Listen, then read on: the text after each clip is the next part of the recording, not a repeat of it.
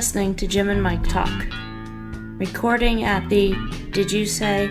7 Studios in beautiful Washington, New Jersey. And now, here are your hosts, Jim and Mike.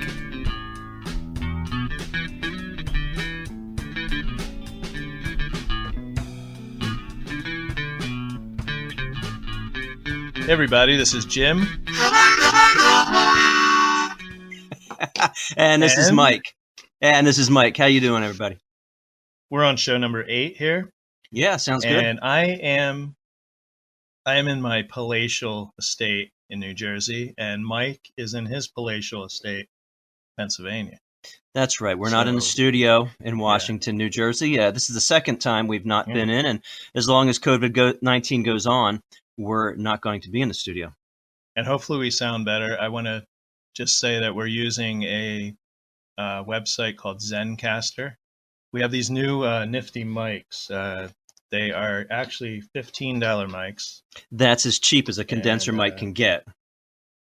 So we're going to start off with America's Top 10, 50 years ago. May 16th. Okay, so we got the top 10 Americans. Yeah, we got top 10 American singles. And Jim, these are from 45 record sales. Is that right? Yes, American singles, 45.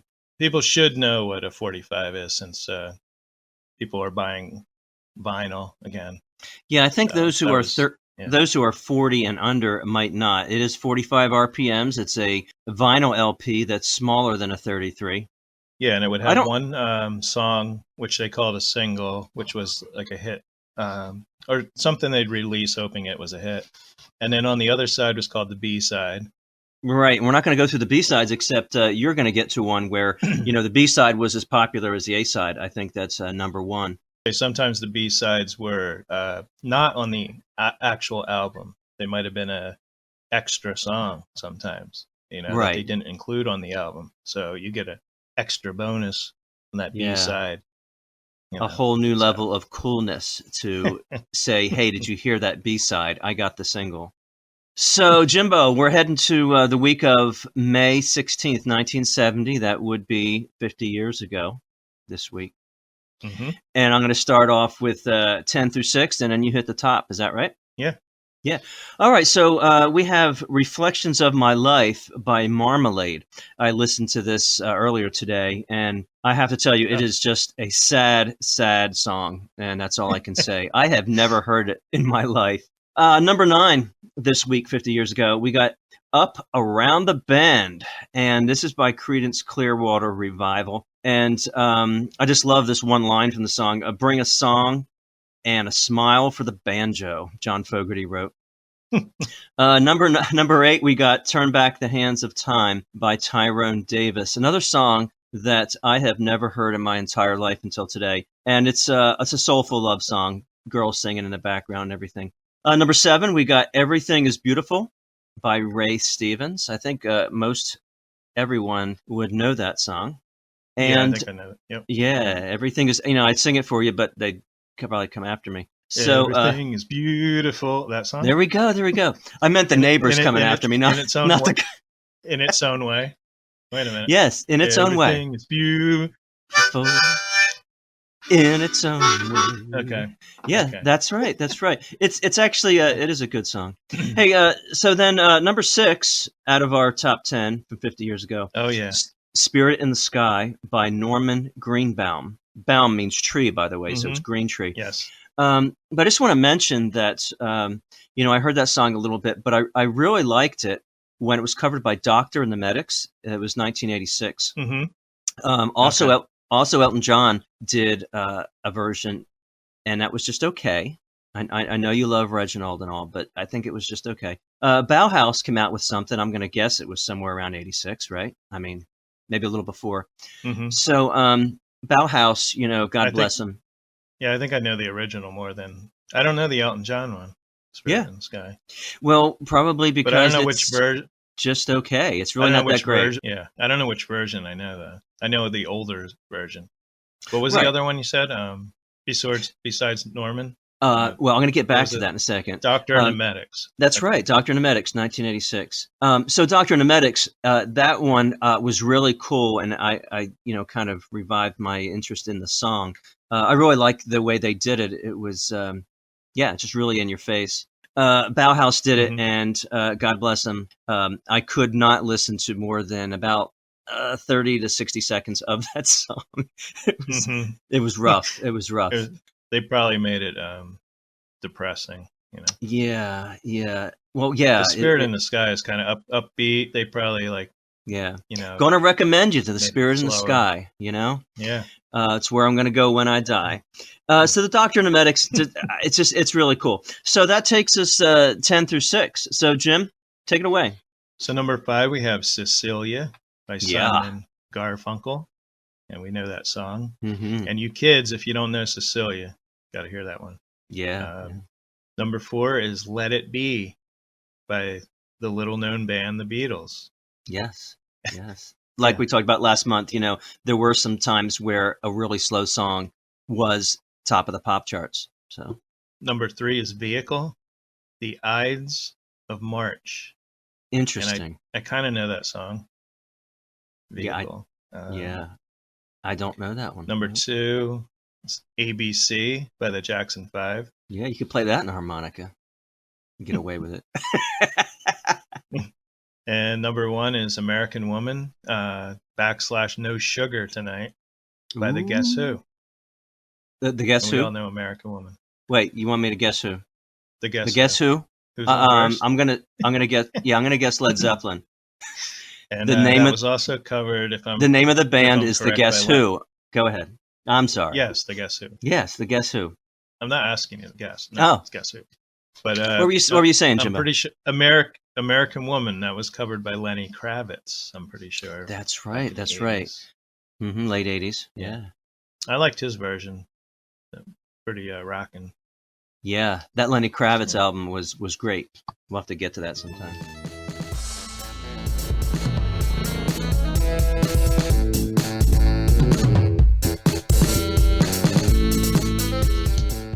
So I'm going to crack open a beer here.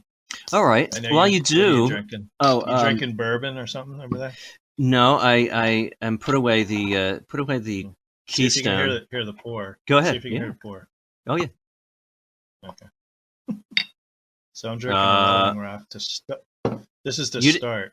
I don't think you poured it very aggressively. What did you just pour it on the side like a bartender or something? I didn't hear it. Yeah. That's all right. So, Jim, what can we? We're going to do. We're focusing on music tonight. That's what I just want our listeners to know. We didn't say the main event. We didn't say what our main event is. Our albums that came out 50 years ago, May 1970, and we're going to focus. Album releases. Yeah, and I'm going to focus on one, and you're going to focus on one. And I'm going to guarantee it, our listeners can come and find us, but I'm going to guarantee it that our listeners all of them have not listened to the whole complete album, both of these. Maybe a listener or two has heard something from it, but I'm putting money on it. Putting money on it. Okay, I will almost guarantee that the band you're going to cover, no one's ever heard of. I have never heard of the band you're doing either. So that's our main event. Unless you're 70 or 80. So we were going to listen. I hope we have some 70 or 80-year-olds here. I really do. I hope we have some listeners. So that's the main event. I don't know if we mentioned it before, but we were going to. This show was supposed to be Seinfeld, and I think we might have mentioned it somewhere. So that's coming up. We changed it up a bit because we really want to do the Seinfeld show in the booth, in the studio, and hopefully we can get back together soon. Right, and that evening, hopefully, we'll have the cardboard cutouts in front of us. We'll have a lot more to energize us, with the characters. Because it's better when we're sitting in front of each other, I think. I mean, I don't know. Yeah. As long as we sound good. So. Yeah. So I think that go ahead. What do we have next up? This day in music history. This day in music history. Also, we're doing May 16th again. And these aren't 50 years ago, or they could be, but they're different years. So why don't you start off there, Mike? All right, so I'm starting off with a quick one here. Yeah, this day in music history, the 16th of May, 1962. Here's a quick one here. B. Bumble and the Stingers were at number 1 on the UK single charts. No lie. But this is the Nut Rocker. Okay, I love this song. I have heard this song. Yes, it is the Nutcracker. It is the instrumental based on Tchaikovsky's Nutcracker Suite, and it's done in full rock and roll. And I have heard it. I have not heard it in probably a decade. It freaking rocks. It rocks. Yeah, it's a Nut Rocker. So it's so just the instrumental. Yes, instrumental. Yeah. Now, like we talked last month, about the sad, slow songs and stuff hitting the pop charts, number 1, 2, 3. You were able to do an instrumental and get top of the pop charts worldwide, within the top 10 and stuff. It's amazing. So here we go. UK number 1 single in 1962. B. Bumble and the Stingers. And I have May 16th, 1966. And the Beach Boys released the classic album Pet Sounds, which is widely ranked as one of the most influential records ever released and has been ranked at number 1 in several music magazine lists of greatest albums of all time, including New Musical Express, The Times, and Mojo magazine.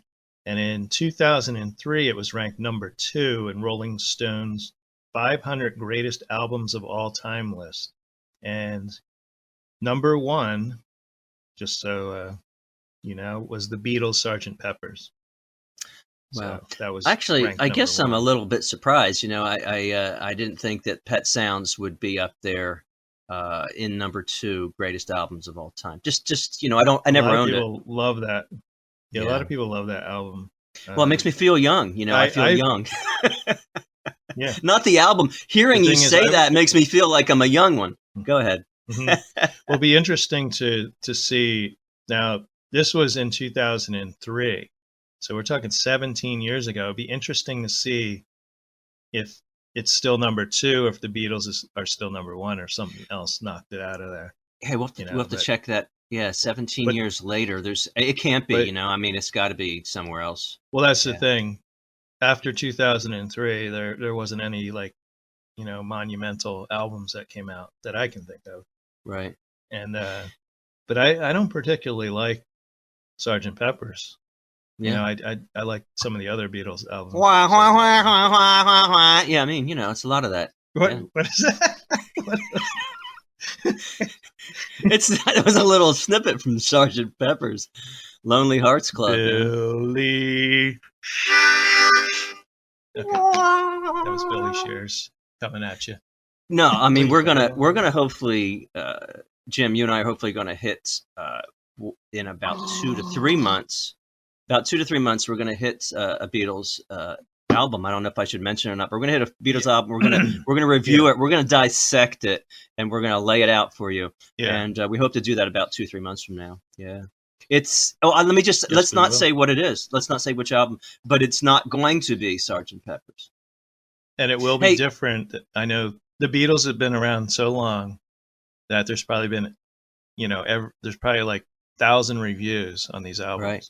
But ours is going to be different because we're going to interpret what we think the songs meant. So yeah, might add a little comedy in there. So. Yeah.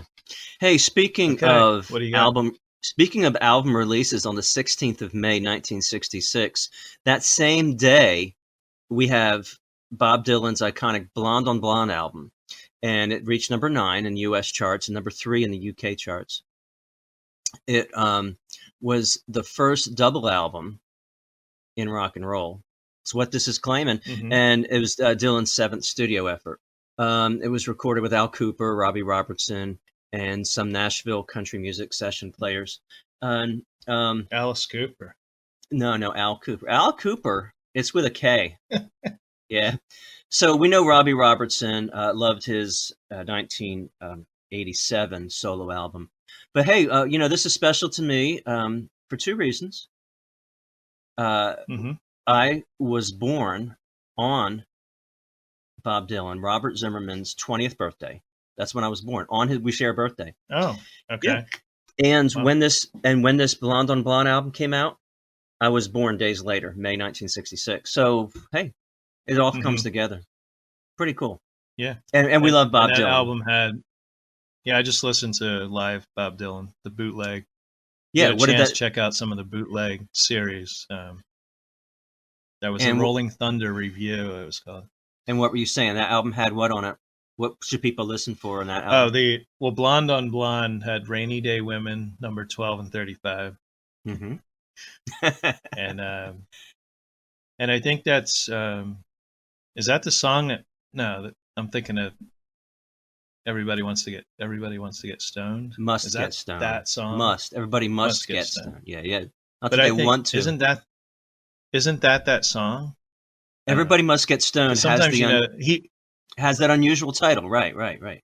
That's it. Yeah. Okay. And then let's see, what else is on here? What do you got next in music? Just like history? a woman.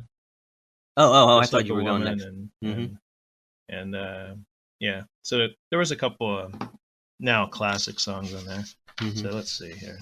So we're doing what we're doing here is 50 years ago this week in music history. This is this is music history, but not 50 years ago. On this day. Oh, on this day. I thought we were 50 years ago. Yeah. That's the album. So that's the album. It would be amazing if all this happened on the same day in the same year. But what's important here, Jim, is the last two that we did, which is the Beach Boys' Pet Sounds and Bob Dylan's Blonde on Blonde. They were released the same day, same year, 16th of May, 1966. That's why it threw me off there. And that was 54 years ago. Yeah, 54. What do you got next? So, May 16th, 1977. Mm-hmm. The London Evening Standard reported that Led Zeppelin singer Robert Plant had been arrested at Atlanta Airport for being drunk and pulling a knife. So this was 77. Yeah. He wouldn't have the knife in the airport. In the midst of their height of their career. Right. Says, since Plant was at his home in Wales at the time of the incident, get this, the person arrested was a man impersonating Plant. And the British paper ran an apology the following night. So it was not Robert Plant. So he did not pull a knife. It was some guy that looked like him. That's not easy. I don't have his looking name. like him. No, looking like Robert Plant. It's not really that easy. You couldn't pull it off. Yeah. And you do impersonations quite well. Yeah, you'd have to have your shirt opened up, and you couldn't. Mm-hmm. You had to be fairly skinny, and you had to wear tight but pants. Back then, and you had a pack too. He was packing, But back then, you could impersonate anyone. But now with the internet, they'll just look you up on their phone or something to see. What's special though is years ago you couldn't wear a mask. In fact, months ago you couldn't wear a mask. Now you get away with it. Yeah. So Jim, I got one last one for on this date in music history. See, I got it right this time. I'm hitting Ronnie James Dio here, singer with formerly with Elf, Rainbow, Black Sabbath, and his own band. Dio died after a 6-month battle with stomach cancer. He was 67 years old. Dio's career began in 1957 with what he called the Vegas Kings, and then he changed it to Ronnie and the Rumblers, and then Ronnie and the Redcaps, and then finally Ronnie Dio and the Prophets. So in 1967, Dio and the Prophets guitarist Nick Pantis formed the Electric Elves. I can't say that without laughing. Electric Elves, which shortened its name to Elf. So the band's success eventually landed them an opening slot for Deep Purple, which exposed Dio's voice to Deep Purple's guitarist, Ritchie Blackmore. So we're more familiar with Ritchie Blackmore, Deep Purple, Black Sabbath, Ronnie James Dio. Yeah. These.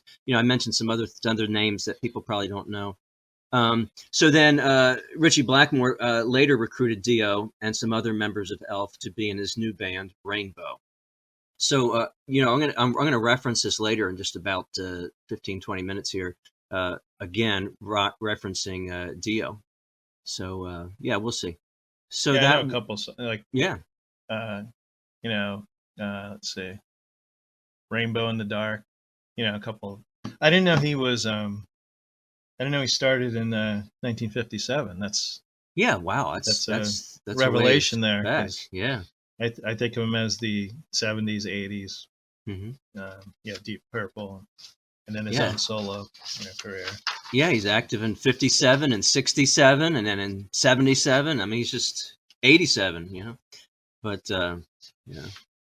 Okay, so the next one, it's a newer music history. Newer, but it's May 16th, 2004. Yeah, So we're talking not long ago. 16 years ago. Hmm. I don't know if this is a band or a person. Frankie, with 2 E's, started a 3-week run at number 1 on the UK singles chart with FURB, which stands for F You Right Back.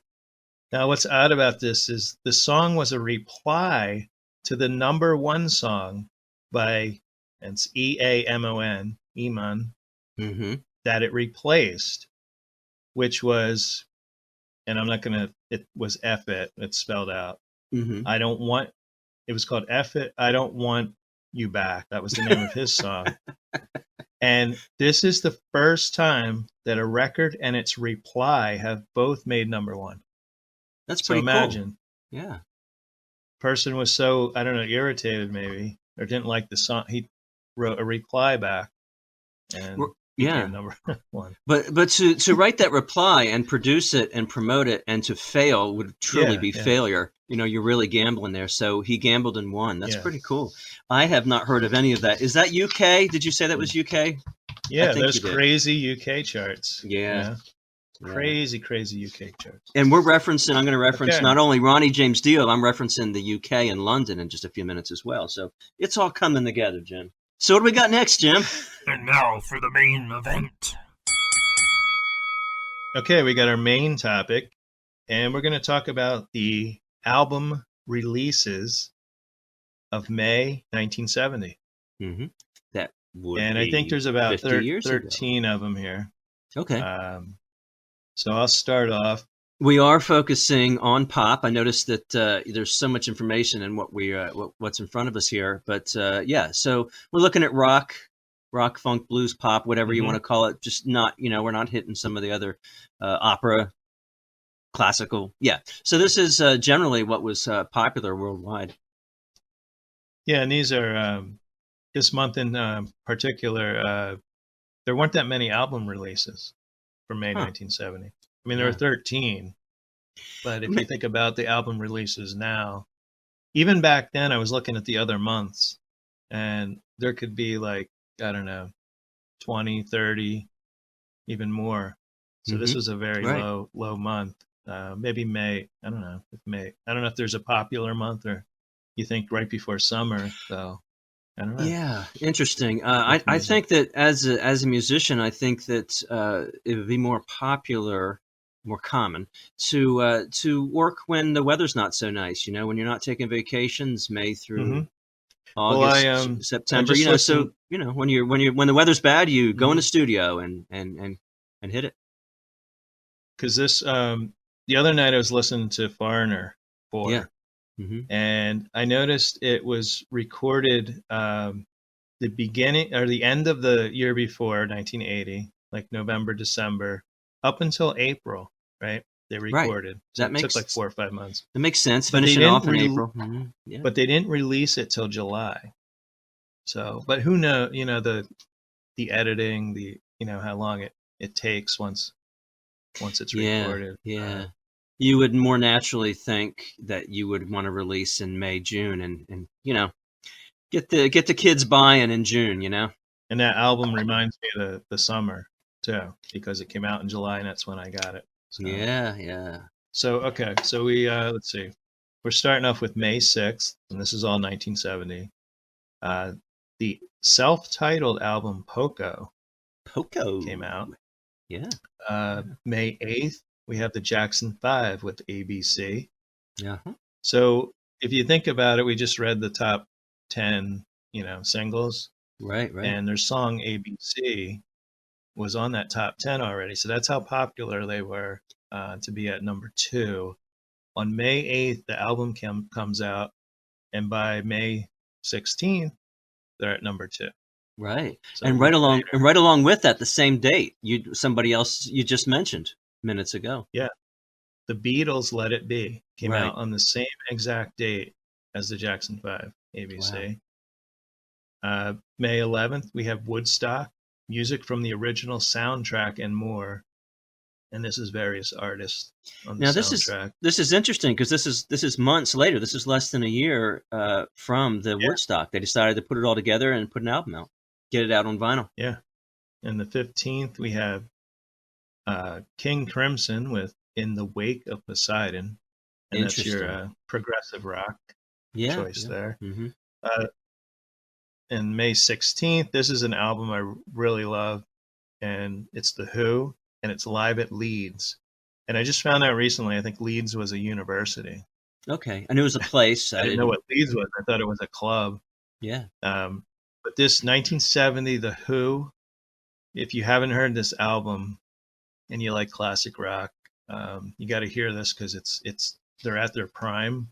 Yeah. And you know, songs you know by now if you know The Who. So. Yeah, the live is so much better. I was going back, Jim, you gave me about 10 years ago, you gave me, what was that, Zeppelin 4 DVD set or something, Mm-hmm. It was amazing. And so just to look at Zeppelin and watch Zeppelin in 70 and 71 and what they're doing, it's so much better than just listening to studio where they were forced to be restrained like a dog on a chain, And so just to watch Zeppelin go wild, I would love to watch or listen to live at Leeds. Well, there's one called How the West. I think it's called How the West Was Won. Yeah, it kicks. And it's a 3-disc Led Zeppelin. That's incredible. Yeah. And okay, so on the same day, we have a lesser known band, Country Joe and the Fish. Oh, everybody knows that. With their album CJ Fish. They did have a Country Joe and the Fish sound familiar. I know they had a hit. I'm going to have to look that up later, Jim. That's not clicking. Here, I'm going to tell you in a minute. Okay. Or maybe I'm not. Porpoise Mouth. No, that's not it. Okay. I thought they had a hit.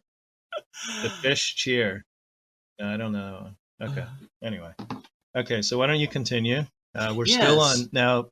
Now this is interesting. On May 16th, there were 9 out of the 13 albums came out on the 16th in May 1970. Wow.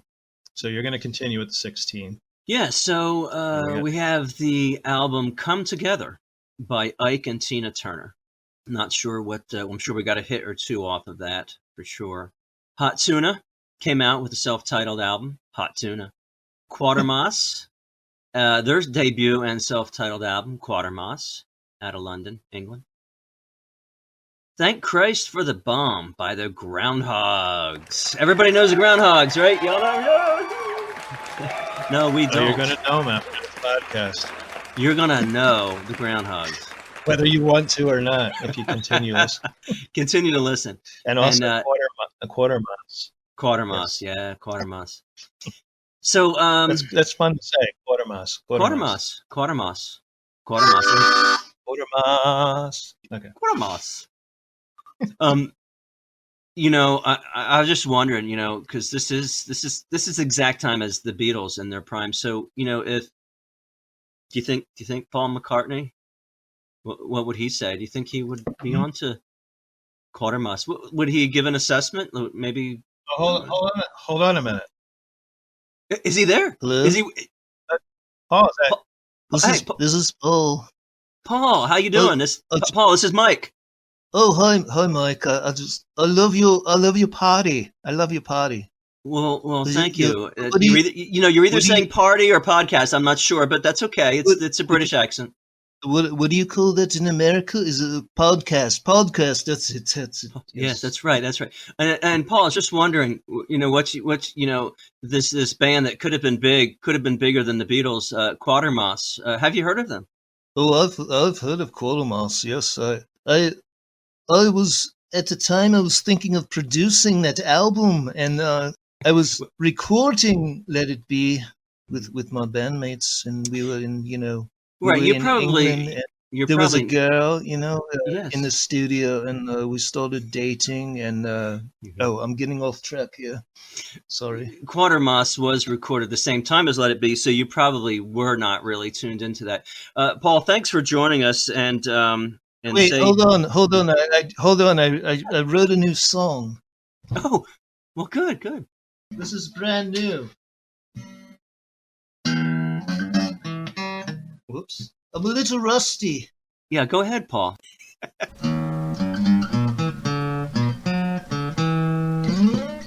That's new. I just wrote that. Yeah, that could be a hit. That you might have something there. I'm a believer. Yeah. I'm still working on it. Yeah, so yeah. You got me. Let's get the notes down. I've got to go. Yeah. Hey, thanks for stopping by, Paul. Appreciate it. And hey, Let It Be. Wow, that was great. Yeah. I took a break. Yeah, when Paul came in. Yeah, you deferred. You deferred to you got one of the Beatles in your presence. It's like the king. Yeah, it's like having royal. It's British royalty, sir. Did I address? Oh my! I didn't address him as sir. I need to address him as sir in public. OMG. Maybe you'll call another time. Yeah, my apologies. Throwing that out. Let me get back to the albums that were released 50 years ago. I'm going to talk about. I'm going to just list three more, and then I want to get into Quatermass because many of you don't know, and even Sir Paul McCartney doesn't know. Some other albums we got: "Will You Visit Me on Sunday" by George Jones, "The World of Johnny Cash" by Johnny Cash. I don't know if that was a compilation or what that was. Jim, maybe. Yeah, that sounds like a compilation. Yeah, The World of Johnny Cash, bringing it together here for the fans. And Carole King released Writer. And we know Carole King as a singer-songwriter, and she put out an album called Writer. Probably a lot of her poetry and songs put together. But getting to, if you'll let me, Jim, getting to Quatermass, very interesting. Hold on a minute. I was just... Hold on a minute. Go ahead. What do you got there? Hold on, I was just handed something. Yes, go ahead. Oh no. We've got breaking news. Hold on a minute. This is breaking news. Breaking news. Okay. Woo! Okay, this just came in. Yeah, what do you got? This is from the website Page 6, and the article is titled "He's Not Batman, He's Superman." So wow. This is a breaking news story. Ben Affleck showed off some impressive climbing skills on Thursday by scaling a security fence after he and his girlfriend, Anna de Armas, arrived home and apparently found themselves locked out. He even kept his face mask on while hopping the gate. Wow. And there's more. Oh yeah.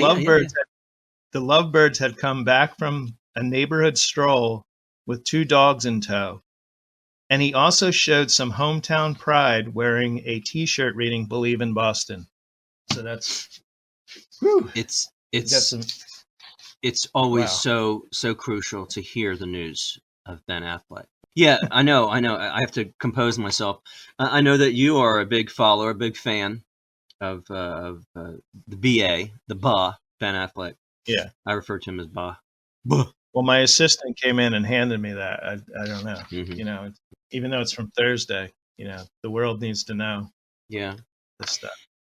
I've got a question for. Are you treating Sir Paul McCartney well? Are you getting him what he needs? Water, things like that. He went downstairs. I think my wife's making him a sandwich or something. Is he petting? Good roast beef tonight. Is he petting Cody? We put the muzzle on. We don't want Cody biting Sir Paul McCartney. Yeah.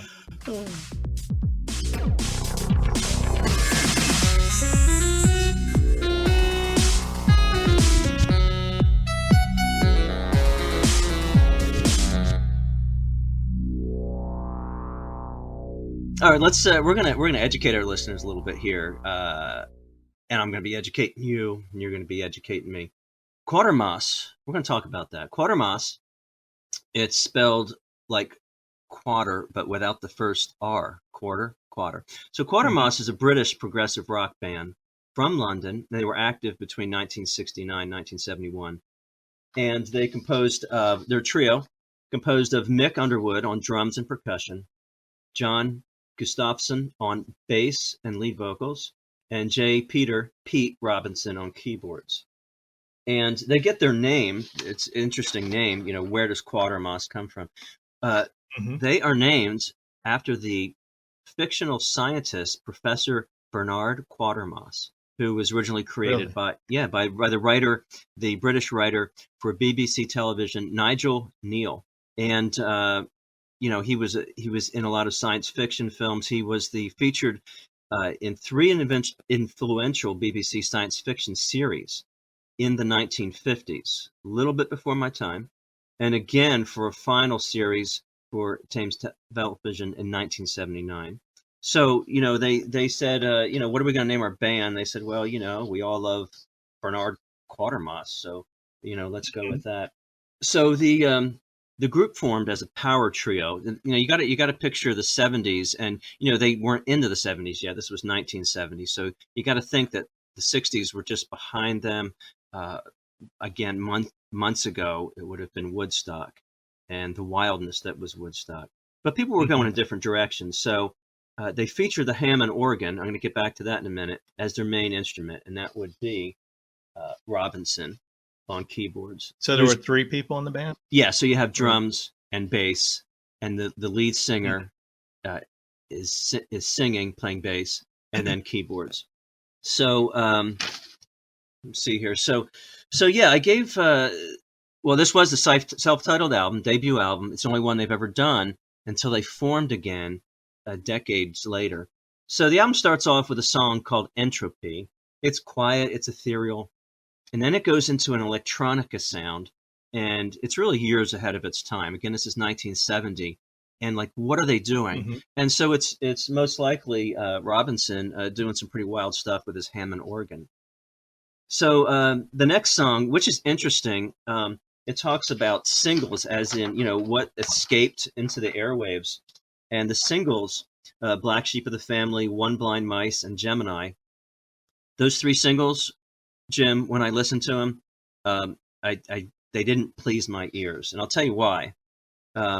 What we've got on those singles is screaming vocals and that we heard in hard rock bands of the 70s. Think Ronnie James Dio, the Scorpions, Poison, Rat, everybody that followed them, Def Leppard. It's just that just the hard rock screaming vocals. So you've got that, and that's what got out from this album, which is really interesting. And so it's really, really hard music. No, only half of it is. So you have these basic rock keyboard influence. So the next song, post-war Saturday Echo. I'm not going to go through every song, but I'm just going to throw out some. Talk about several songs here. Post-war Saturday Echo. It starts off with aggressive keyboards on the Hammond organ.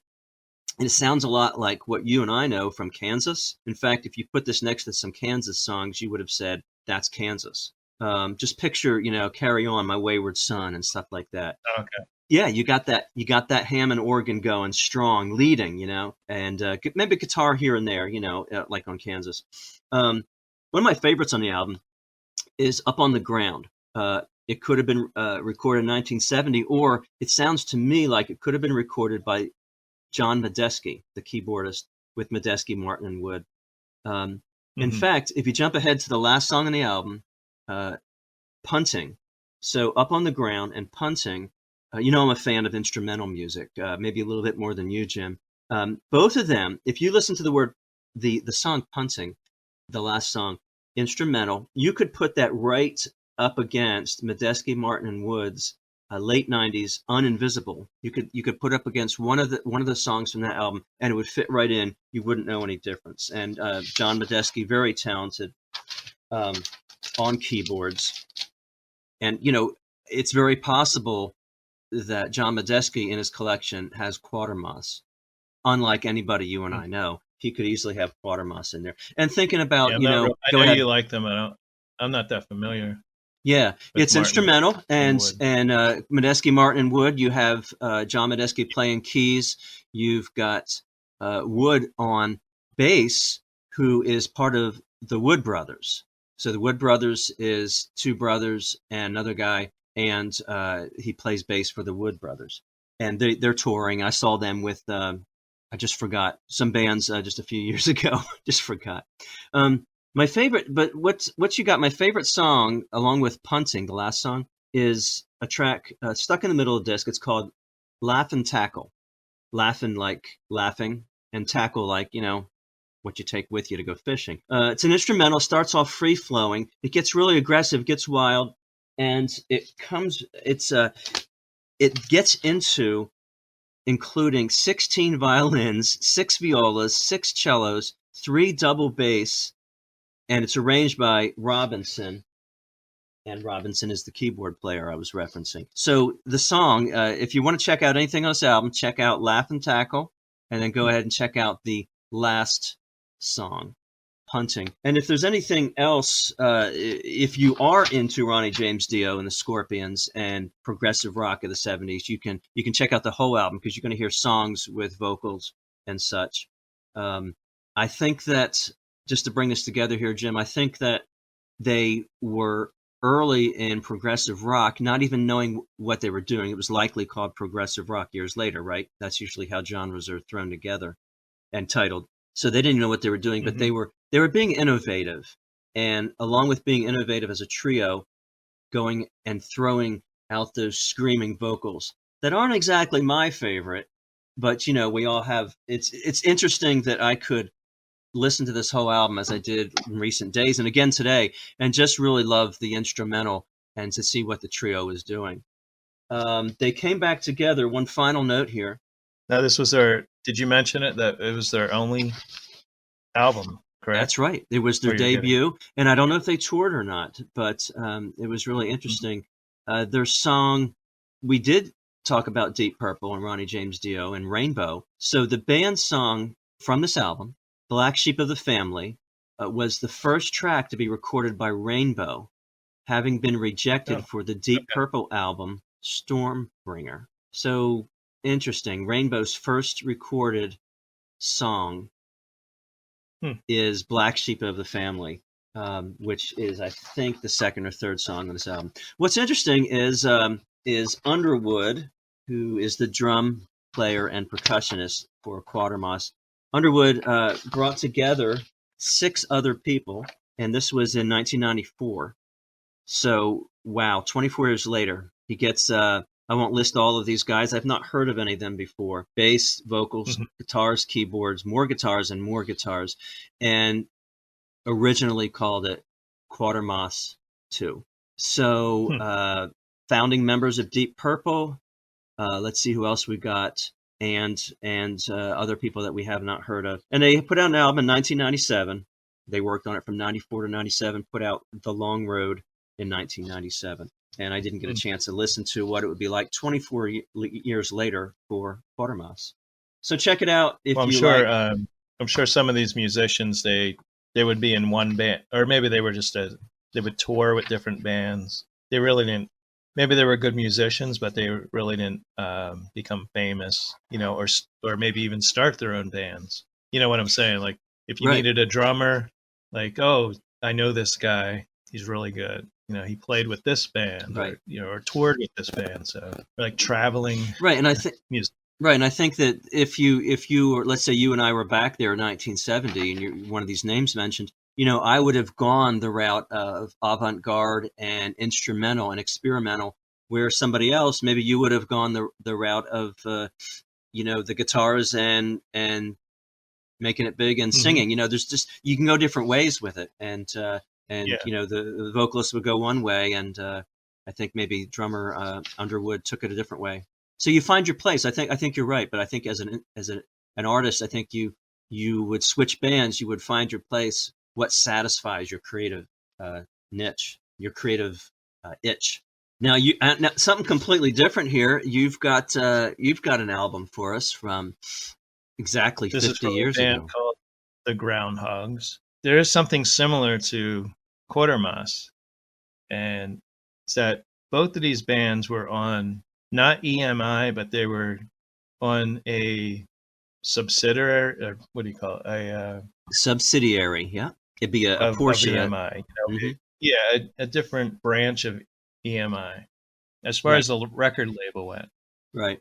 So the album is called "Thank Christ for the Bomb," and it's the Groundhogs' third studio album, and it was on a label called Liberty.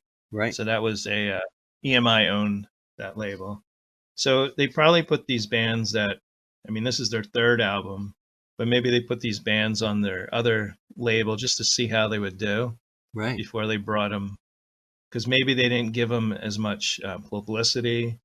Mhm. Back then you would go on, I guess you'd go on a talk show, or I don't know, maybe a radio show, to Yeah. promote yourself. I don't know how you would do it. Did you say this was their third album? Yeah, this is their third album. Wow. And they were also pretty much a power trio. As far as a certain period from about around 63, 64 into like 1974, Yeah. it was basically the same three people. It was Tony McPhee. He was the guitarist and singer. Peter Cruikshank, he played bass. Wow. Cruikshank. Cruikshank. And Ken Pustelnelnik was on drums. So it was, so they guitar. It was guitar, bass, and drums. Yeah. Now, also throughout they're still, believe it or not, somewhat touring. They're not touring right now, of course.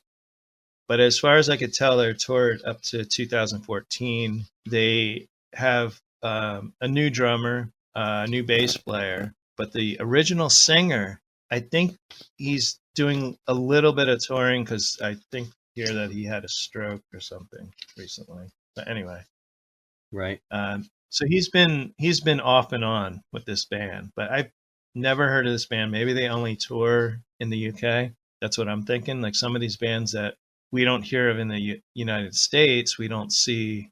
Right. They could have not played a gig in the U.S. at all, ever. Yeah. Yeah. Because maybe they would have played at a festival, or they would have played with another band, and we would have heard of them. But I listened to, first of all, I was listening to the wrong album.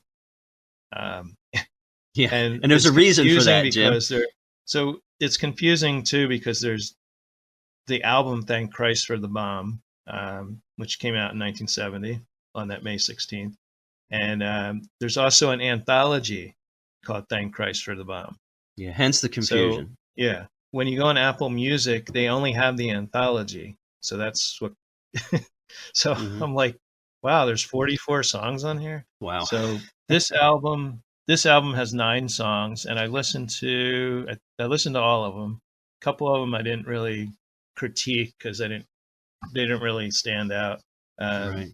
So we have track number 1 is called "Strange Town," and this has that, what I like to call horse riding music, which it's that up and down kind of beat, like whether it's even the guitar, like that.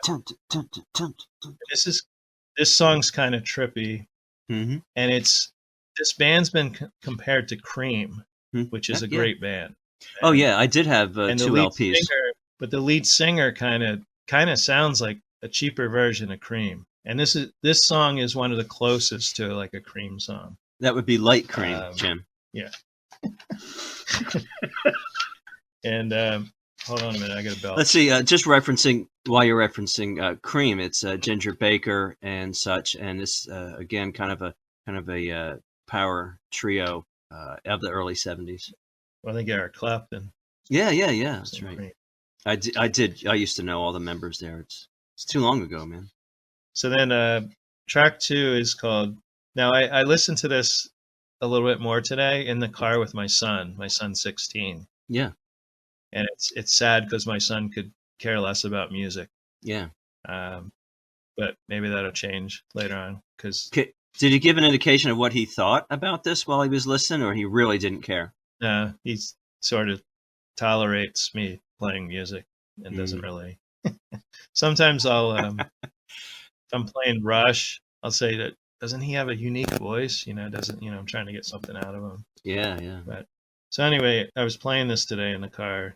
I've been listening to this like a little bit all week. Yeah. So now let me also say, this is the first time that I've heard the term progressive blues. Wow. Now, I've heard of progressive rock, but I never thought that there could be progressive blues. Yeah, so they're progressing with blues. They're taking the old blues and doing something else with it, right? Yeah.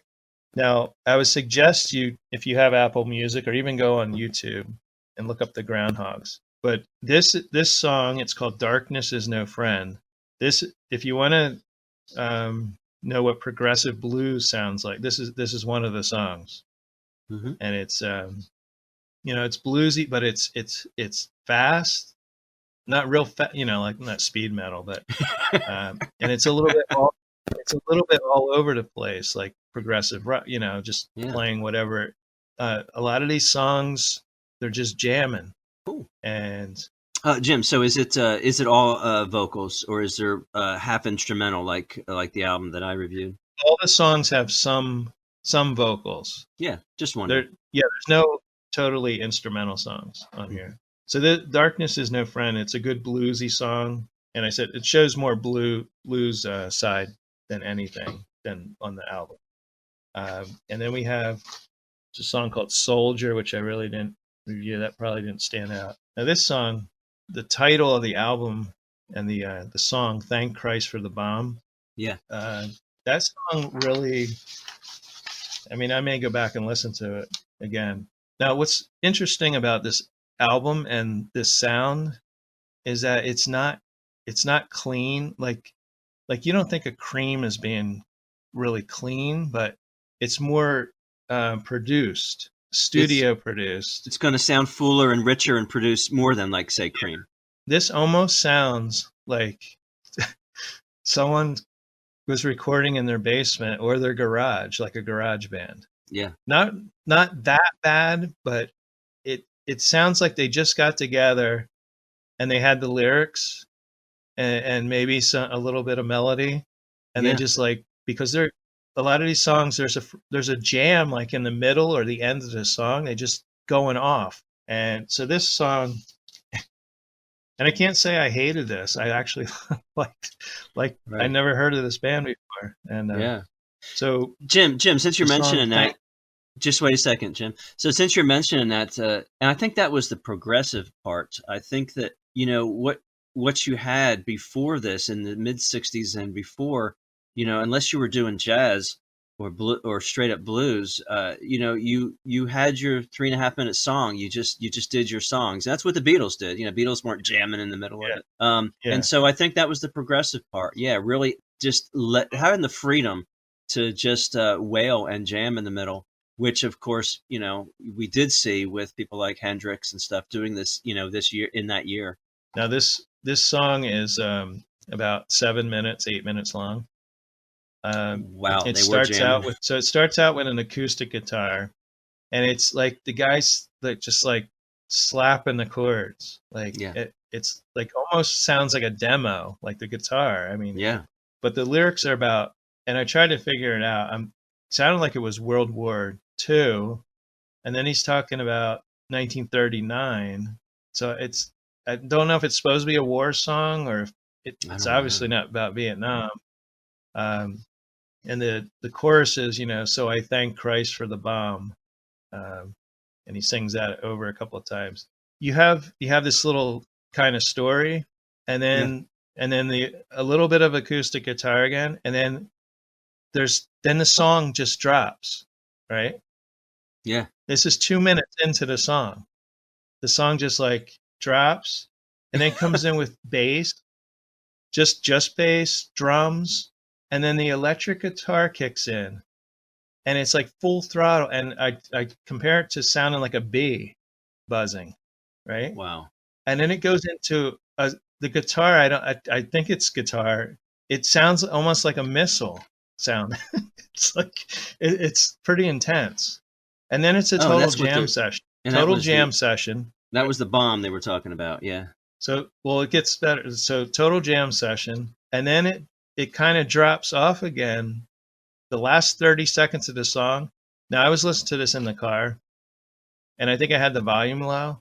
So I'm like, I thought the last 30 seconds like was nothing, like no sound.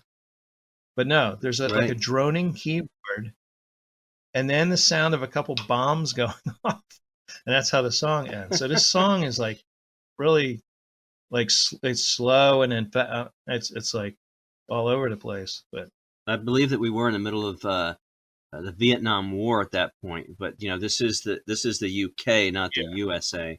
But it's some commentary. I think it's some political commentary there.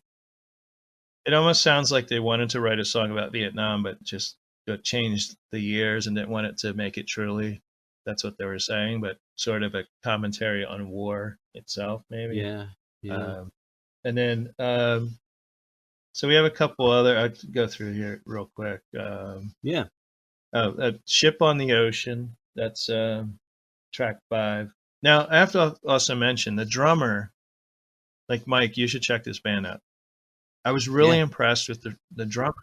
It's a lot of drum rolls and a lot of, like it's not just like, when they're jamming, the guy's jamming with them. And, I really think this drummer is a really good drummer. I don't know what he's doing now, but he was also, he rejoined the band in 2003 to 2004, the original drummer. So let's see. Oh, and one other thing. I don't know if I mentioned this. I looked through the list of musicians because, bands, they did put out albums into, I think, the 2000s with different musicians, right?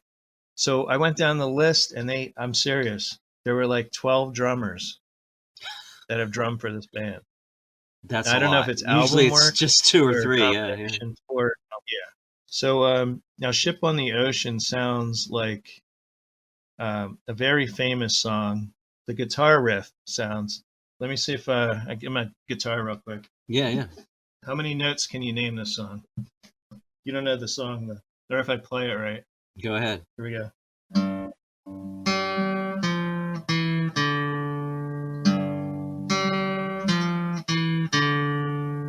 Probably not playing at the right speed, but so that's Last Train to Clarksville, sort of, right? Okay. The Monkees. We can't do a podcast without talking about the Monkees. So Mickey Dolenz is your friend. I'm listening to this song, and it's almost the same notes. Yeah, well, it probably is. I knew it right away, and it's like throughout the song. Which song came first? I don't know the Monkees' Last Train to Clarksville. What the Monkees year were 60s. So that would have come first. I was watching them on TV in the 70s, but Jim, I see here that the band was originally going to be called John Lee's Groundhogs when they backed up John Lee Hooker in 1964. Yeah. John Lee Hooker. Maybe were you going to get to that? Yeah, I don't want to go on too long, but no, but the Groundhogs. That's where it comes from. It comes from John Lee Hooker's song "Groundhogs Blues." Yes, that is true. What else you got there, Jim? So, the next song, it's called Garden. Simple name, right? Yeah. So this is just a simple guitar, bass, drum rolls. But I figured out this is really about a song about someone who does not like to do landscaping. Okay. It starts out, my garden is overgrown, and the weeds are creeping up on my home. Right. Wow. The grass has grown over 2 feet high, and the trees are blocking out the skies. And then French windows won't open anymore. So this guy doesn't have the money for landscaper. Yeah, right. And it's going into his house maintenance there. The shutters aren't even opening. So this song also has, believe it or not, because it's a kind of a slower song, but it has a jam in the middle and at the end. So some of these songs are very interesting. Yeah. Because they like to jam, so they'll just like put in none of these songs are simple, just pop songs at first. Right. Or even simple run-of-the-mill 70s songs. Yeah. Now, to end it with the songs here, let's see. Now, this song, now, if you really want to get a feel for the band, You want to listen to the song Junkman. Okay. Now this gives you a good feel what the progressive blues sound is. There's a lot of jamming in this song, feedback on the guitar. Oh, cool. And this is another song where halfway through the song it stops, and this begins with some weird guitar sounds, and it sounds like the only way I can describe it is that the guy is playing his guitar with a sharp rock, or if Godzilla was a guitar. That's what I said. Yeah. You know, it's just so strange. Now this is off the album Split, which came out the following year, 1971. Yeah. And this album is weird because it has a song called Split, and it's in 4 parts. It's like Split Part 1, Part 2, Part 3, Part 4. Yeah. And they're mostly instrumentals as far as I can tell. But if you put the 4 songs together, it's 18 minutes. So you got the first 4 songs are all called Split. Wow. On that album. But that's where Junkman, so listen to Junkman by the Groundhogs. Junkman. And that will tell you what this band is about. So yeah. Now I pulled some a couple quotes from YouTube. We got a quote from Derek. When all else fails, the Groundhogs. I don't know what that, 3 exclamation marks. Stefano says, blues progressive rock masterpiece with great work by bass, says by bass and guitar. Now this is, I don't know if this was, I think this is, trying to think if this was a song that was reviewed. I should have wrote it down. Yeah. But anyway, now this other Simple Secret of, that's their name. By the 25th listen, it became apparent this stands up to anything Cream recorded. So you got to listen to 25 times. Yeah. Jim, I'm looking at something here, and it looks like the Groundhogs started in 1963 to present. And you talked about, all the different people that joined the band. It's 4 current members and 25 former members. It's 29 people over the course of decades. 57 years to be exact. Yeah, 57 years of playing together. They have had 29 people in the band. Wow. Who else can say that? The band was originally formed as the Dollar Bills in New Cross, London. London. Quatermass, London. They were hanging out together. They probably played together. Now in 1962 by the brothers Pete and John Cruikshank. Now they're from India. Okay? Oh, India. So John was with the band for only a couple years, and I'm not sure what he played. And he's the one that suggested that they change the name to the Groundhogs.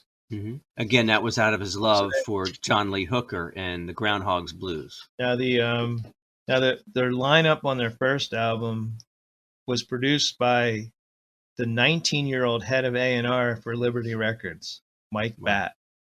19 years old. He was the head of A&R. So that tells you how big that record company was, or when you have a 19-year-old running it. That was released in November 1968. That was the original trio. Let me see here. We got McPhee, Cruikshank, and Pastelnik. Pastelnik. So that was the trio. Now in 71, they supported the Rolling Stones tour. The Rolling Stones on their 1971 British tour at the request of Mick Jagger. Wow. So he was a fan. Yeah. And I know the Stones were fans of blues, like American blues, like Chess Records. Yeah. Keith Richards would order records from Chess Records in America, in Chicago.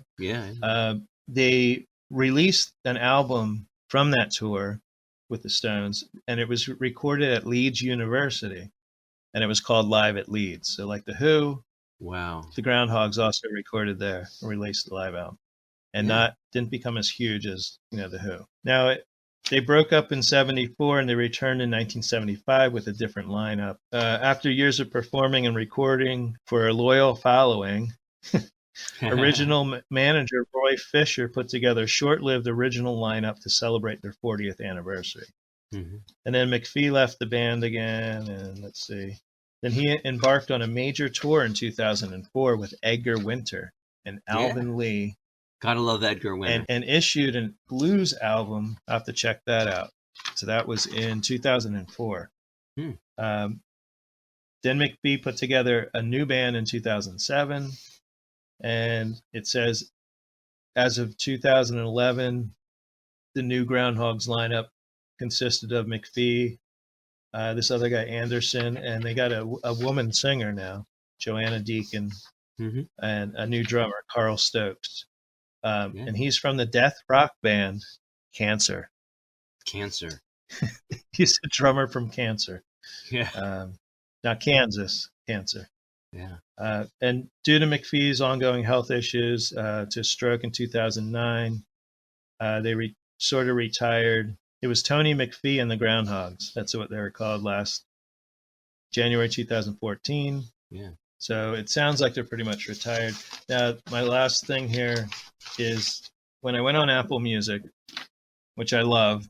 Yeah. We're kind of promoting it, I guess. But Mike and I really love Apple Music. Yeah, it works for me. They have, now I'm not lying about this. I look up weird stuff sometimes.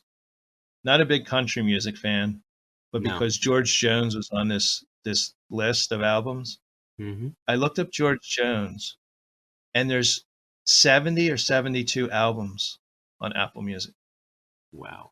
Now, who has 70 albums to begin with? But they're all on there. So amazing. So if you're a big George Jones fan, and get Apple Music, because everything's on there. Yeah. So anyway, you'll go on there, and it'll have a little description of the band or the musician, but they're not really reviews. It's just telling you about the band. But this one was a little bit too descriptive. Yeah. Like this person love to hear it. Like the Groundhogs. Oh, so it's opinion. Throw an opinion in with a description. Yeah. Yeah. Okay. The Groundhogs were not British blues at their most creative, nor were they British blues at their most generic. So they're somewhere in between. They were prone to jam too long on basic riffs. They couldn't hold a candle to American blues singers in terms of vocal presence, and their songwriting wasn't so hot. I'm not making this up. Yeah. It wasn't so hot. Yeah, this is an old review, right? This is from back in the day, right? Oh, this is Apple. This is Apple. Okay, that's right. Is on Apple. Yeah. So fairly new. And then it does say for a while they were extremely popular in Britain, landing 3 albums in that country's top 10 in the early 70s. But that, saying the songwriting wasn't so hot, that's right. Like a review. Yeah. That's not a description. It's kind of odd. Yeah. So I think that's enough of the Groundhogs. Yeah. So, Jim, just following up here with the progressive rock, since we've been talking about it so much, if some of our younger listeners aren't so into or know much about prog rock, progressive rock of the early 70s, seeing in our list here that we're referencing from Wikipedia, this is albums released in the year 1970, 50 years ago. Just want to mention some other names of people who are releasing albums around there. There's so much, but not in funk or in pop, but in progressive rock. Right around this time, we got Tyrannosaurus Rex, obviously shortened to T-Rex. There's Alice Cooper releasing something. Ginger Baker. Okay, Alice Cooper is Easy Action. Okay, I just wanted to know the album. Yeah, I'm going to throw these out. I'm just going to throw these out here. I'm not going to get into them. Ginger Baker's Air Force, self-titled. We got. Let's see what else we have here. Looking at progressive rock. Jethro Tull released Benefit. Iron Butterfly live. Cream. Live Cream. It's live 1968 and one studio outtake, so it's live from 1968. And let's look what else we got. King Crimson. We mentioned that already. In the Wake of Poseidon, we've got that. Deep Purple. This is days later, after May that we were talking about there. Deep Purple in Rock is the album. Procol Harum, Home. Uriah Heep. Just a lot of this progressive rock and Hey, there's one we could talk about sometime. Steel Eye Span. That's interesting. Todd Rundgren. Todd Rundgren released Runt. Interesting. Okay. Certainly, Yes, Todd I've heard that. Rundgren. Yeah, I certainly. think I've heard both. Yeah, certainly progressive. Todd's still doing it, after all these years. I just started getting into progressive rock. The only band I really liked was Rush, which I still like. But Oh, yeah. one band I never liked was Yes. I think you might have liked them. Yeah, Jim, I was into Yes, and I was into Emerson, Lake and Palmer pretty deep there. I love that stuff. Mm-hmm. And don't listen to Yeah, it anymore. I don't know what that means, Jim, what do we got next for our listeners who've held on so long with us? Okay, we're going to do our last segment, and we're going to do something fun here. Music trivia. We've got cool. a music trivia. It's not a game, but it's just questions. So we're not just little testing the tips. listeners here. We're testing each other. Is that right? Yes. And we're going to ask each other 6 questions. Mike already has his that I Yeah. chose randomly. I bet you Choose his did. But first, I'm going to crack open a beer. Yeah, you do that, Alright. man. You'll be able to hear this. Yeah, put it up. Well- Oh, yeah. Are you going to pour it so we can hear it? That's what I'm Yeah, wondering. it's very foamy. Well, put it near get it foamy anyway. Yeah, I don't think you can hear it. No. See, if you pour it right, we're not going to hear it. And everybody knows that. It's going to go down We are quietly. live, but it's not Memorex. Yeah. Just want to say that. So we did a whole segment. We did a whole segment on beer. And so I'm guessing you're not doing the Keystone Light or the Coors Light. Now I'm on to, this is Flying Dog. And this Never is, heard of it. Yeah, Flying Dog. It's out of Utica. Mhm. Utica, New York. Utica Club, baby. Utica Club. It also says Frederick, Maryland. Oh, well, they're This probably. is called, now, if you drink enough of these, you start telling the truth. And that's the name of the beer. I'm not Okay. making The Truth The Imperial Truth. IPA. Yeah. So I figure you drink enough of these, you start really telling the truth. Yeah. Right. It's interesting. Those of you who missed the expose on beer and IPAs and cheap beer, you'll know that as we have different tastes in music, we also have different tastes in what's in our mug. I really don't like IPA. I don't like anything, I don't know, hoppy, I guess. Don't like it dark, don't like it bitter. In fact, you'll be proud to know, Jim, that just the other day I had, are you ready? What I had? Are you ready? Mm-hmm. Yeah. Okay. Bud Light with lime. I like Bud.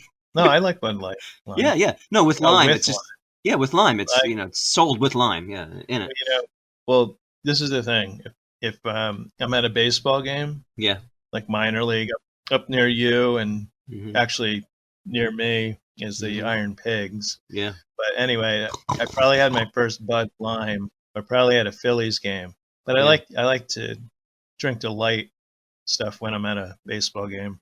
I usually don't drink Bud, but I go back to some of the ones like Rolling Rock Yeah. that I drank when I was a lot younger. And if you just want a couple beers, It's a you don't wanna Lehigh get Valley bombed. original. Yeah. because this one is that I'm drinking now is trying to see how much alcohol is in it. Probably a good 7. Oh, wow. No, it's 8.7. It's 8.7. So if you guys don't hear me after I passed out, okay. Jim, isn't that Now 8.7? Mike also What was that? 8.7. No, but isn't that 8.7? Uh, That's like double Keystone or Coors Light.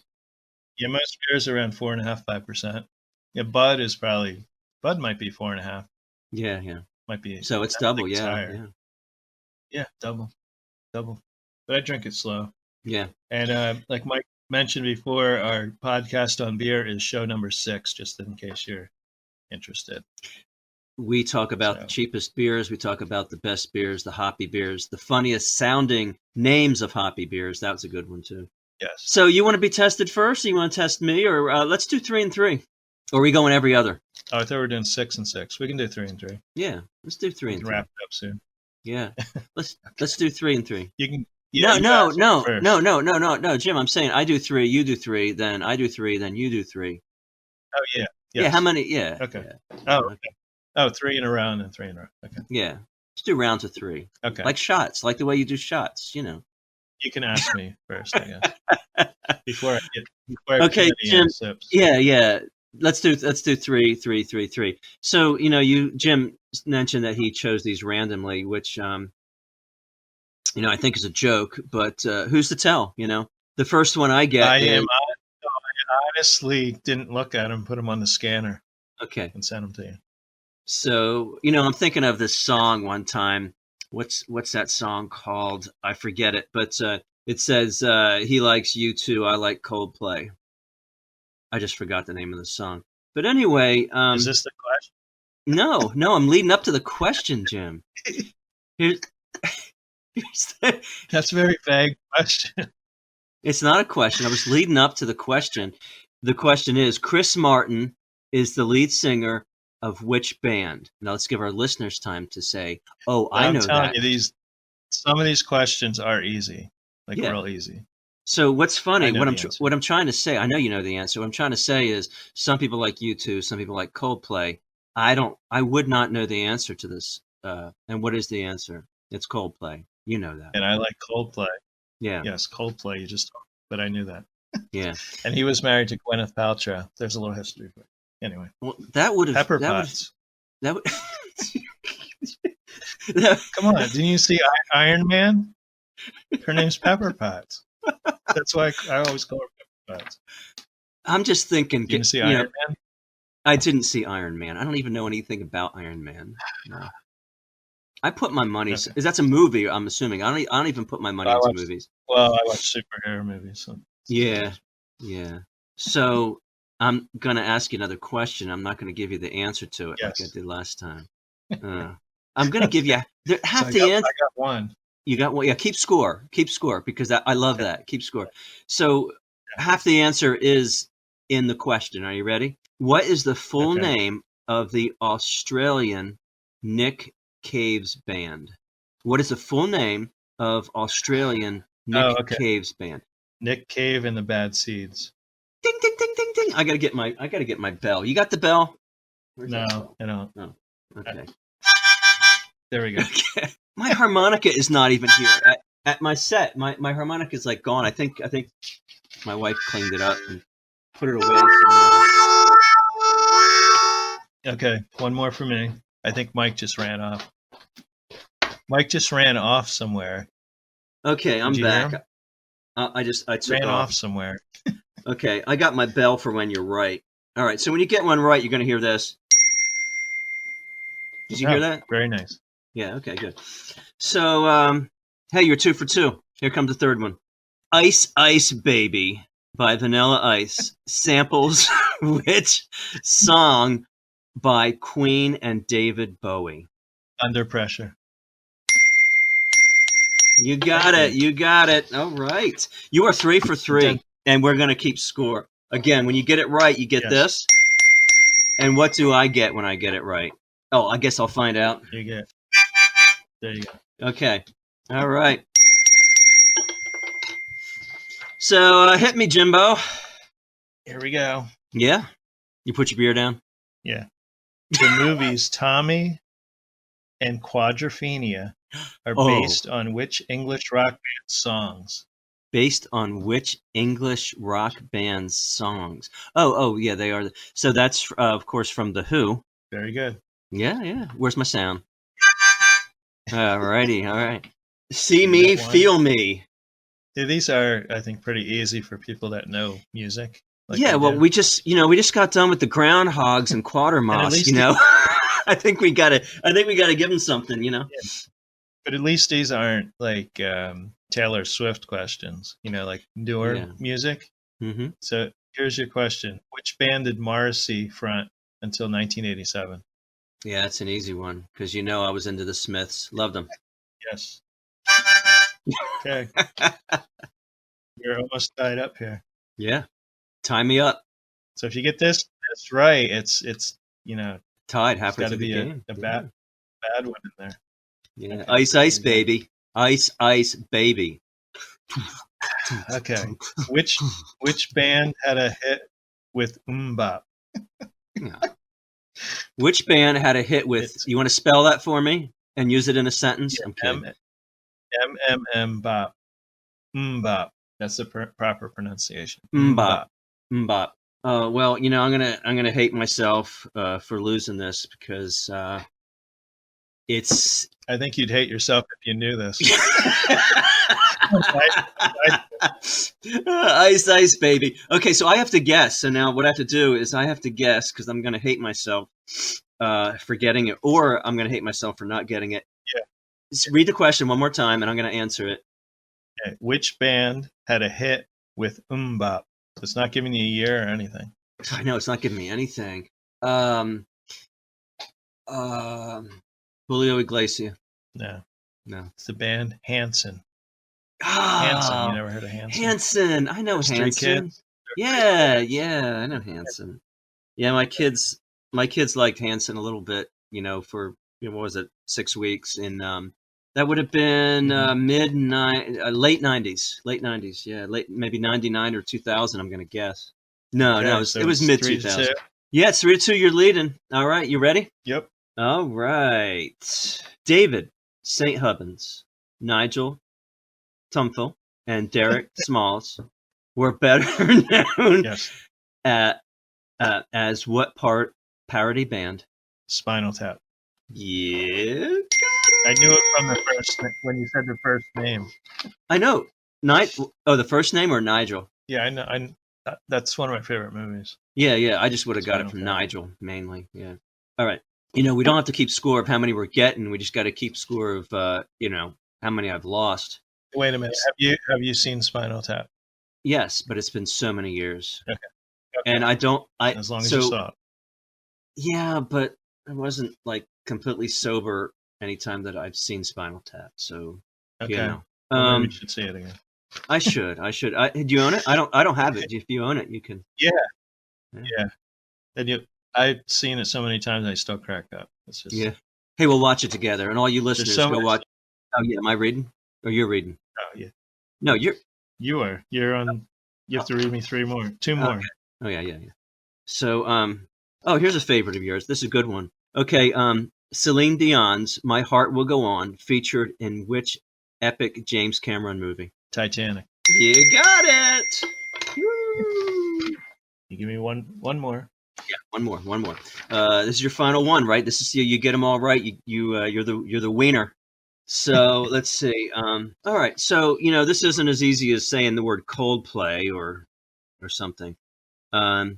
Which singer had a 1972 hit with "Let's Stay Together"? Which singer had a 1972 hit? You didn't give me Hanson's, right? Year with "Let's Stay Together." I'm gonna guess, but I really don't know it. Oh, you could guess. I'm gonna say Donna Summer. Nope, that was Al Green, my friend. Al Green. So you have a chance. We have a chance to tie. Yeah, a chance to tie. If you get the next 3 correct, that's right. Then we have a bonus question. Yes, we'll have to have some. This sort could go of on all night. Okay, so I get 2 out of 3, and you win. Ready, Jim. So you know me. See, Jim, my friend here, knows me better than anybody, so he can read that and know whether I'm going to get something or not. Well, you know why? Because I don't even think I would have known this. Oh, great! So you got easy ones like Go ahead. That's okay. No. This is for the education of all. Okay. This is beautiful. Yeah. See if the listeners know this. Yes, we're gonna take our time and let's see if they know it. Which rock star was born Stuart Leslie Goddard? Unless you're a true fan of this person, I'm gonna give them a second here, but I have a guess. You do. Ready? All right, Rod Stewart. Okay. Nope. Adam Ant. I did not know Adam Ant. That's what I say. Unless you're a true fan of Adam Ant, I didn't know that. Yeah. Okay. Wow. Okay. All right. So I won that one. You did, and I got two more questions here, right? You gonna still give them to me, or are you just all about the competition? Do I get more questions? Yeah, I can give you 2. I'll give you 2 more questions. Yeah. No, you won it, but this isn't about competition here. If I wanted competition, I'd be somewhere else. Okay, here's your easy question. Adam Ant, that's my answer. Final answer. Final answer, Regis. Pour some sugar on me. Come on, you're not serious. Yes. Pour some sugar on me in the name of love. Pour some was sugar a hit on for me. which band? Yeah, I know. I saw this band because I could not see them because I had a little eye accident. Don't you remember? Well, my first major concert was Crocus opening up for Def Leppard. So I'm going to say Def Leppard. Is that wrong? You got it right. Yes, Def Leppard. Well, was that the concert I gave you the tickets to? Was that your first concert? It was my first. I couldn't go, and I had maybe I didn't give you the ticket, but I couldn't go. I don't know if I gave someone my ticket. I thought my friend BW, who I worked with, I thought BW bought the tickets. It was $14 a ticket, and it was hotter than hell. People passed out around me. It was so hot and humid, outdoor, and I really thought it was Crocus and somebody else maybe. And, Allentown Fairground. Right? Yeah, it was Allentown. It was outside. I don't remember anything about you giving me or selling me the ticket. Yeah. Huh. It would have been 1983. It was June 20-something of 1983, I think. Yes. Because that's when I had my eye accident. Wow. In June. It was right before the end of school. Yeah, so you remember that. See, I just know you're going to the concert. Yeah. And I was advised not to go in case someone elbowed me in the eye. Oh, and they would have. I mean, maybe it was insane. I might have bought my ticket by myself because it was general admission. Yeah. But I know I couldn't go. And I missed seeing them. And I think that's when the drummer had two arms. Yes. I would like to see. Yeah. So let me tell you about that because I do have to share about that story. But it's possible that you got tickets for us, as you always do, Jim. And because you couldn't go, I actually sold the ticket to my friend BW, and we went together. Maybe. Yeah. That's probably what happened. Yeah. So first of all, first major show. So I don't know how old I am. You know, I'm 16 or something. I don't know how old I am. And 16. Yeah. So we hydrated ourselves with liquid, and some of it was other kinds of liquid, and it was so hot. But anyway, Crocus comes on, and Crocus, who does Crocus like? I mean, Crocus is like Rat, maybe Poison. Yeah. I don't know. So Rat, Poison. That's funny. So anyway, it was like a hair metal, maybe something like. It was what? I couldn't hear you. Maybe hair metal or hard, real hard metal. Yeah, it was. Hard. It was heavy metal, hard rock. So Crocus is just wailing away and screaming, but they destroyed their guitars. They smashed them onto the stage and threw them over their heads and stuff, and it was insane. So then Def Leppard comes on, and it's the Pyromania tour, which actually was pretty decent. I had a blast, and sorry that you weren't there, Jim. But at the end, they have an encore. I didn't even know what an encore was, you know, but they did an encore. They come out, and they're just finishing up, and they kick it, you know. It's Pyromania tour. And the drummer finishes off, and he throws his sticks, and he walks off to my left, his right from the stage, from the drum set.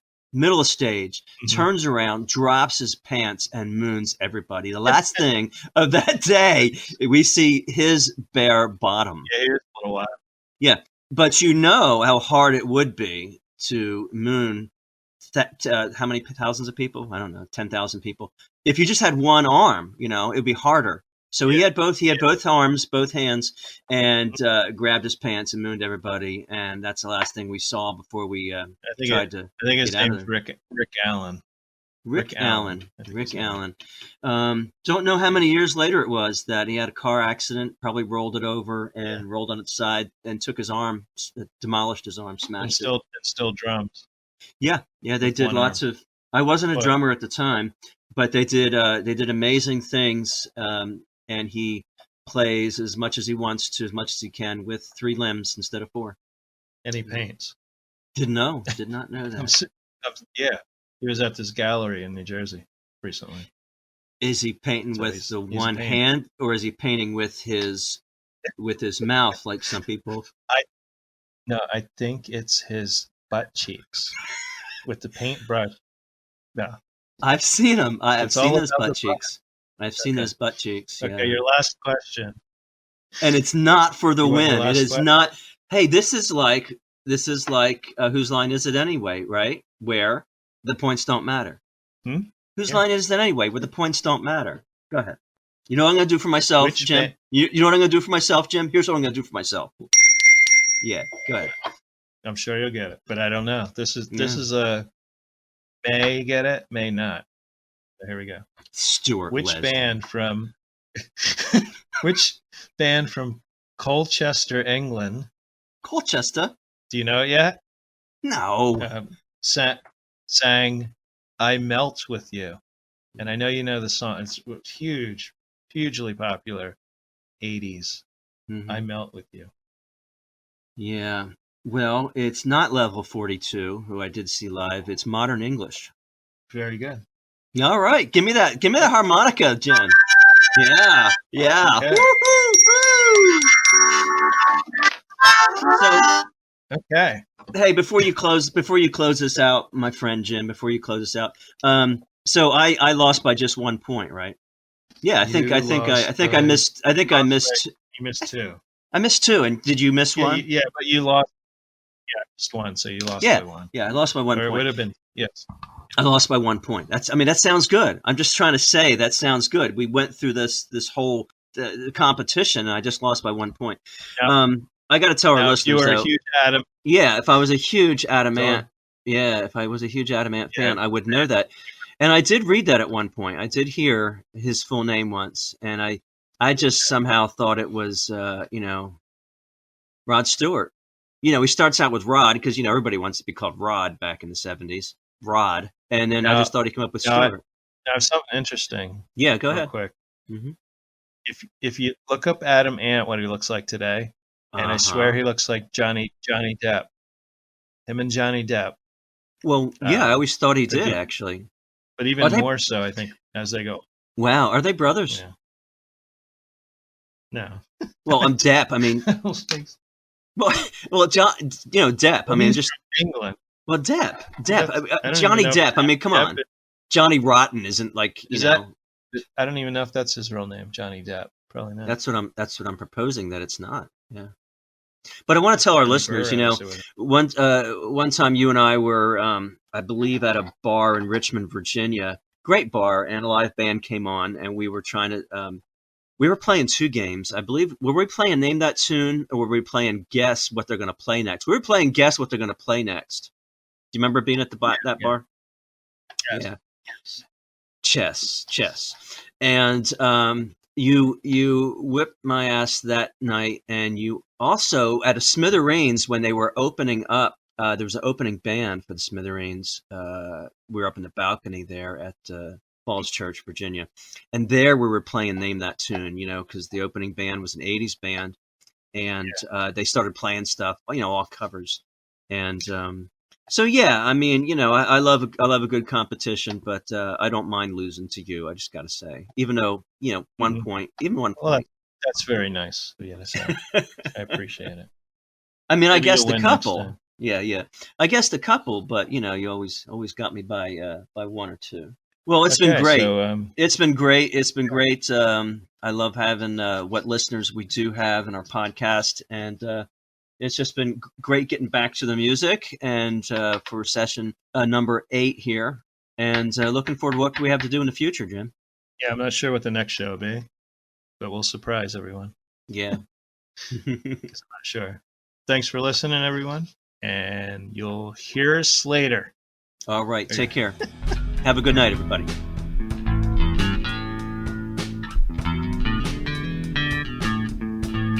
Today's show was produced and edited by Jim Thatcher and Mike Rush. You can find Jim and Mike Talk on iTunes, Spotify, iHeart Radio, Stitcher, and their host site, Podbean. Intro and exit music by the band 99%.